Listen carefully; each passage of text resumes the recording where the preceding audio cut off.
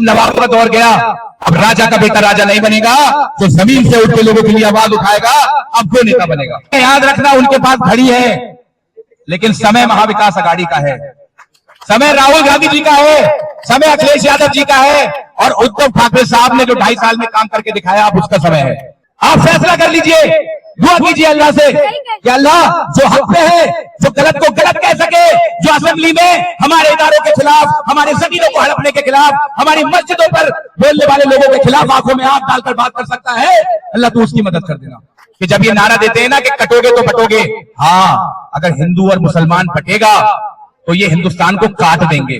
कि जब तुम्हारे बाप अंग्रेजों के तलवे चाटा करते थे तब हमारा बाप इनकलाब जिंदाबाद का नारा लगा के फांसी के तक चूमता था।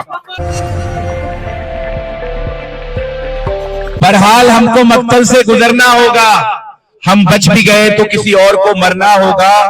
आने वाली नस्लों को बचाने के लिए जो भी करना है इसी दौर में करना होगा। मैं सिर्फ 3 बातें आपके बीच में करना चाहता हूं। पहली बात कि मैं कोई वादा नहीं, एक सपना लेके आया हूं। आपा, मेरा सपना यह है कि जिस परेशानियों में मैंने और आपने जिंदगी बिताई, हमारे बच्चे उस परेशानियों में जिंदगी ना बिताएं। मेरा यह वादा है कि अगर इनके लिए लाइब्रेरी मैंने खोल दी, अगर इनके लिए अच्छे स्कूल मैंने बनवा दिए, अगर मैंने एक अच्छा हॉस्पिटल बना दिया, अगर मैंने स्किल सेंटर बना दिया, तो आप यकीन रखिए कि चाहे वो ड्रग्स की प्रॉब्लम हो, चाहे वो क्राइम की प्रॉब्लम हो, इन सब को हम किसी ना किसी लेवल पर सॉल्व करने में सक्सेसफुल रहेंगे और कामयाब रहेंगे। मैं ये चाहता हूं कि अगर कोई मेरी बहनों के बुर्के के बारे में सवाल करे तो वहां पर फहद जाके खड़ा हो जाए और वो कहे कि जब हम आपसे पहनने और खाने के पूछे पे सवाल नहीं कर सकते तो मेरी बहनों के बुर्कों पे सवाल करने वाला कोई माइका लाल पैदा नहीं हुआ है।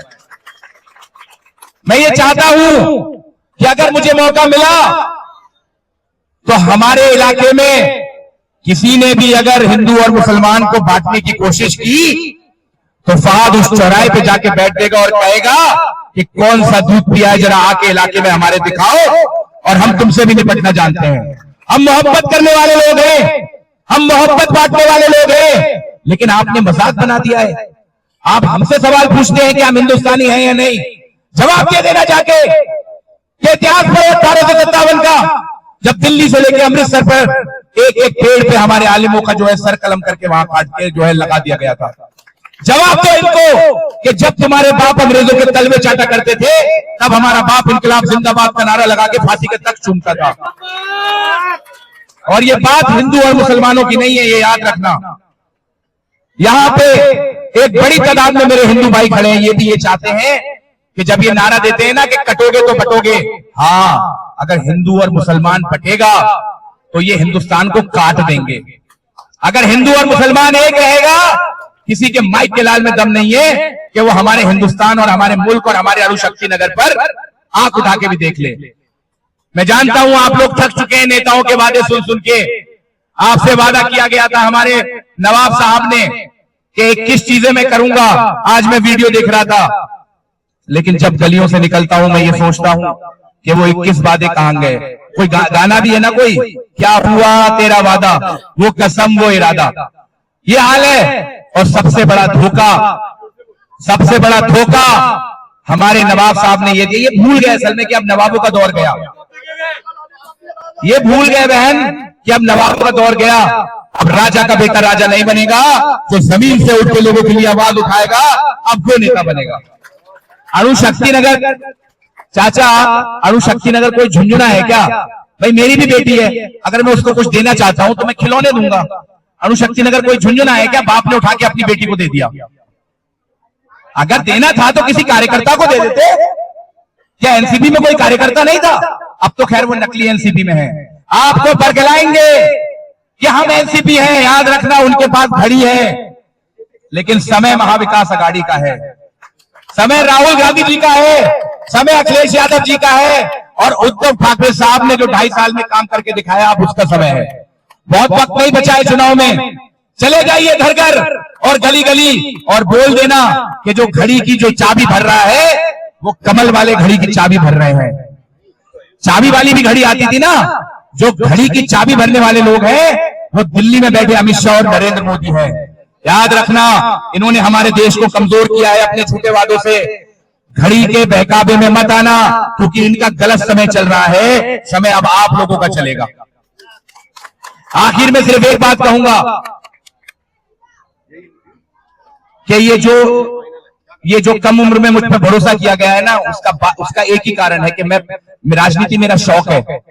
लोगों में आना जाना मुझे पसंद है। मुझसे मिलने के लिए पहले आपको मेरे बेटे के पास नहीं आना पड़ेगा, मेरे भाई के पास आना नहीं पड़ेगा, मेरी बेटी के पास नहीं आना पड़ेगा। आपका बेटा आपके बीच में जब चाहो, ये चौराहे पे, केला मार्केट में या यहाँ पे कभी भी कुर्सी डाल के बैठ जाऊंगा, और कुर्सी नहीं होगी तो जमीन पे बैठ जाऊंगा। कोई जरूरत नहीं है मुझे दिखावे की। मैं जानता हूं कि अल्लाह ने अगर मेरी मदद की है, अल्लाह ने मुझे नवाजा है, तो इसलिए नवाजा है कि आप लोगों का दुख और दर्द मैं समझता हूं। और क्यों समझता हूं? क्योंकि मैं ऐसे ही इलाकों से आता हूं। मेरे बाप ने मुझे पढ़ा लिखा के, मेरे पिताजी ने, मेरे अब्बू ने यहां तक पहुंचाया है। आप लोगों से बस यही विनती है, 20 तारीख को घर घर जाइए और बोलिए कि अब नवाबों का नहीं, अब हमारे बेटों का दौर आएगा। अब नवाबों को कुरला भेज दीजिए।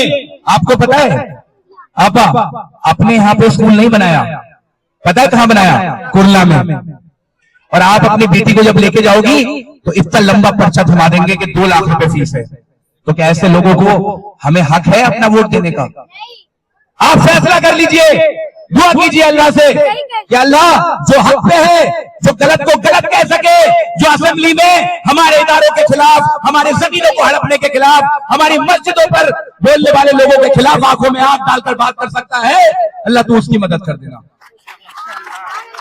आखिर में बस इतना कहूंगा कि मैं लोगों से मुलाकातों के लम्हे याद रखता हूं।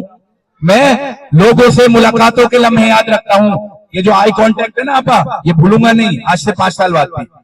कि मैं लोगों से मुलाकातों के लम्हे याद रखता हूं। मैं बातें भूल भी जाऊं तो लहजे याद रखता हूं।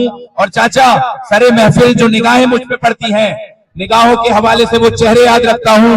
और जरा हट के चलता हूं जमाने की रिवायत से कि जिन पे बोझ मैं डालूं वो कांधे याद रखता हूं। ये जो आज मैं अपने चुनाव का बोझ, क्योंकि मुझे पूरी शक्तिनगर विधानसभा में जाना है, इसलिए आज ये बोझ आपके कांधों पे डाल के जा रहा हूं कि 20 तारीख को क्या नंबर का बटन, क्या नंबर का बटन, 2 नंबर का बटन दबा के अपने भाई की मदद कर देना।